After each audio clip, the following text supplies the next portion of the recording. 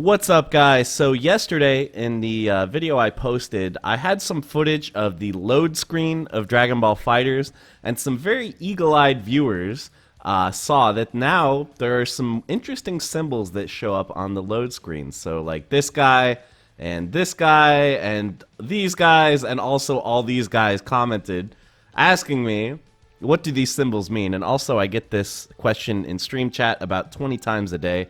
So I thought I would just make a video to explain what these symbols mean and why they're there. So basically, it's pretty simple.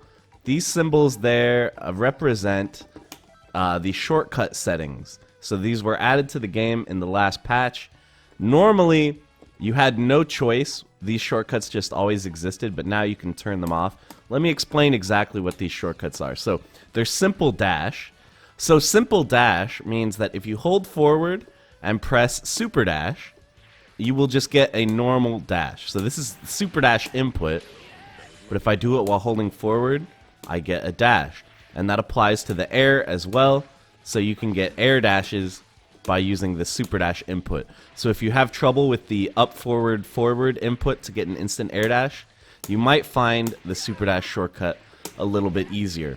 But if you don't use the shortcut, sometimes it can be annoying that it exists. You know, you might be trying to get like a super dash on someone, but you accidentally get an air dash because you happen to be holding forward. Plus there's other weird stuff, like if you use your double jump, you're not allowed to air dash anymore. It uses up the property.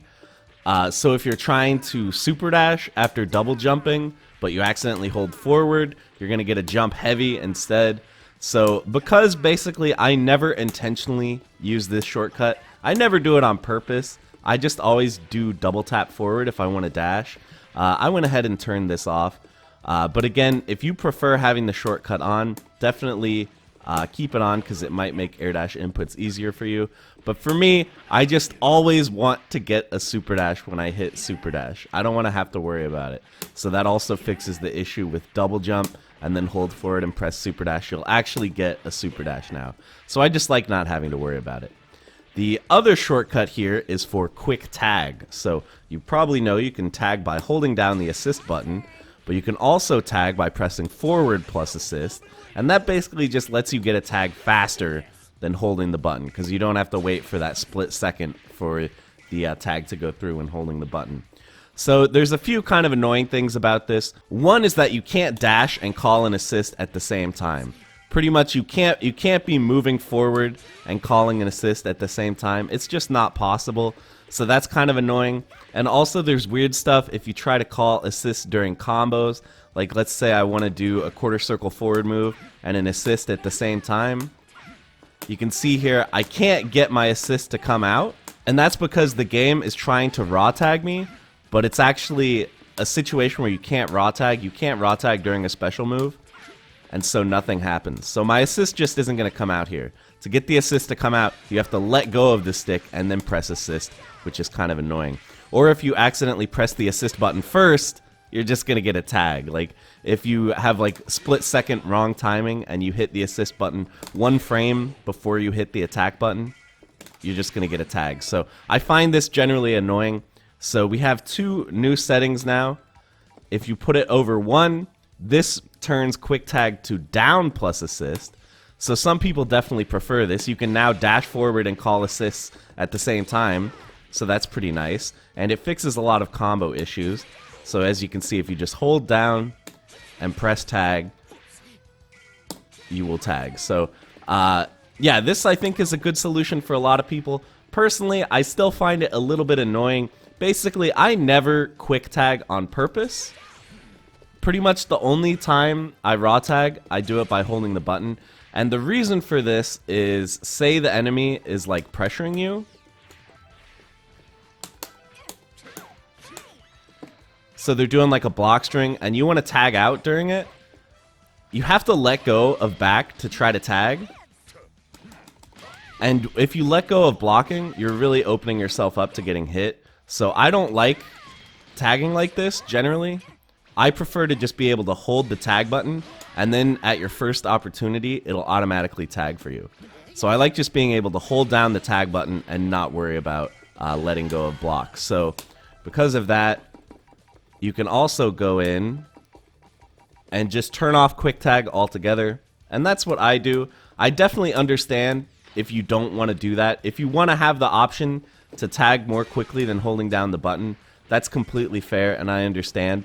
It's just me personally, I've never quick tagged on purpose. Like, literally never. It's just not something I think about.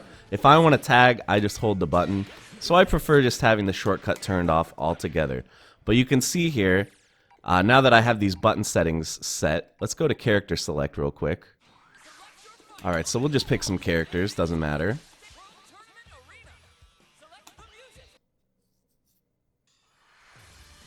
And now you can see here on the load screen that those symbols are going to show up and pretty much indicate that I have these shortcut settings selected. So I'm not really sure why they did this. To me, it's not super obvious why the opponent would need to know whether you have these shortcuts on or off. It's not like they confer any kind of gameplay advantage. The only thing I can really think of is maybe this is for tournament play. So it's kind of nice that in a tournament, you're not going to run into a situation where, you know, you pick your characters, you get into the match, and then if you're someone who relies on this super dash shortcut, you try to do it and it doesn't work. And then it's like, what do? You can't really call for them to restart the match. So you're pretty much just going to have to play with a control scheme you're not used to. So at least by putting those on the load screen, you can tell before the match starts if your settings are wrong. You can just check on the load screen whether your preferred shortcut settings are selected, and then you don't have to worry about a situation like that happening at a tournament where who knows what settings the guy in front of you played with.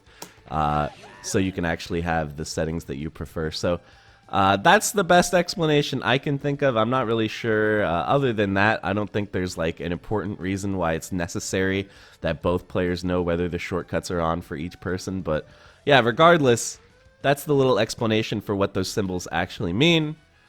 So hopefully that answers the question for everybody who's been asking it. There's definitely been a lot of you. But I don't mind. Like, this is kind of a change that they didn't really document. Like, we knew we would be getting new shortcut settings, but we didn't really know that they were gonna like have these symbols that they display on the load screen. So it did kind of come out of nowhere if you're not paying close attention to the game. So I totally understand why you guys were confused by it. But anyway, that's it for the video, guys. Sorry it's kind of a short one today, but I felt the need to answer you guys' question. So I hope you guys found this helpful and informative. Make sure to do the usual YouTube stuff. Hit like and subscribe if you liked the video. I upload new videos 5 days a week, and I would hate for you guys to miss any of my future content. So that's going to be it, and I will see you in the next one.